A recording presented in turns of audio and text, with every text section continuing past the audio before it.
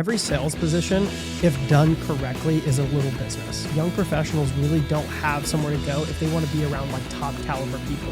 Go and look for mentorship. Would you say that entrepreneurship is definitely kind of coming into play with your role as a loan officer? I can't help myself. Yeah. I mean, I think you guys know too, but every sales position, if done correctly, is a little business. Like you have to do marketing, you have to do sales, CRMs, finance, like if you're a 1099 salesperson. But I think it comes to fruition. If you want to be good at sales, you need to know how to do kind of all of those skills, and then hopefully kind of hire supplemental people to help you even with that role.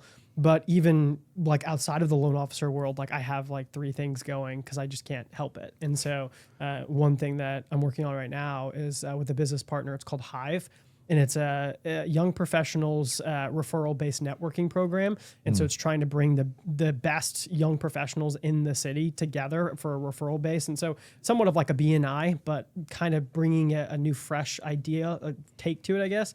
Because you go into a BNI, and I mean, it's like the average age is like 60 years old. And And BNI, like for those that might not know, what is it called? Business networking,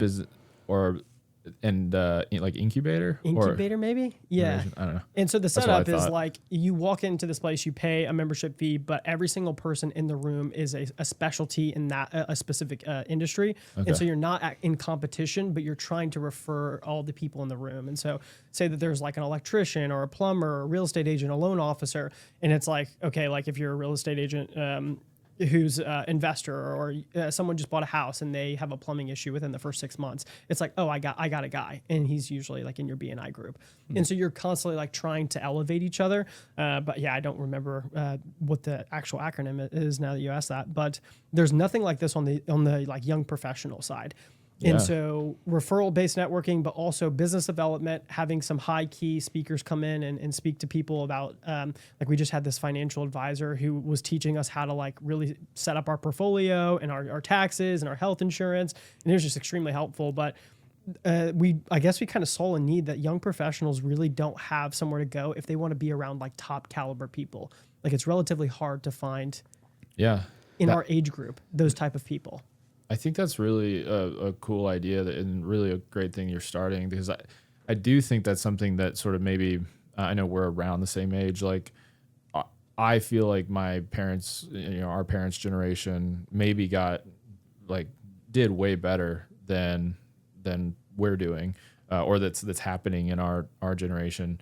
Like my dad was a member of like the Rotary Club. I don't know if you remember that. Like I remember there were so many of those like associations, like the Lions Club, like the Freemasons, and get off on a whole whatever conspiracy theory there, but like just the Masons and like the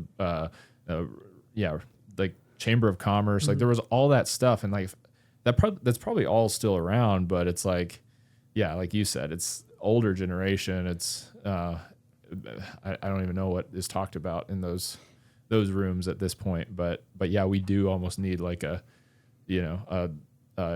younger generation version of those things. It probably came from me. I joined a fraternity in college and ended up becoming like president of the fraternity and was incredibly involved. And I attribute that experience to like my entire college, like it being successful in a way because of that like brotherhood. And we all had different positions and chairs and executive board, and we all had something that we were like going towards. And sometimes as like a young professional and you're just like trying to figure it out, it just feels like you're in outer space, like by yourself sometimes. Very, very isolating, especially in entrepreneurship. Like anything where you're 1099, you're kind of, you eat what you kill kind of thing. It's not like you have, especially in the beginning, it's not like you have coworkers.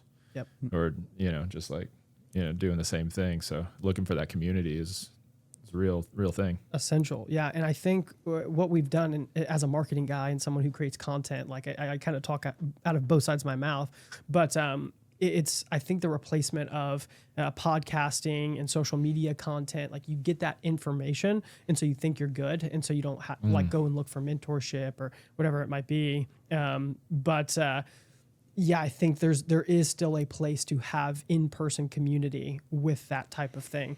And so, yeah, I think creating both aspects, like I don't think podcasts are bad. I think it's a great place to get information. But when you actually sit down with someone and say, here's the particular problem that I'm having, and you have a specialist who's in there that's really good at social media or really good at that thing that you're trying to create, and they just like sit down with you in 5 minutes and fix your problem, like personally, like it's a completely different ballgame. And you start to elevate so much faster. And so I think, yeah, I'm very excited for what that's going to come. You can check out our full library of episodes wherever you get your podcasts.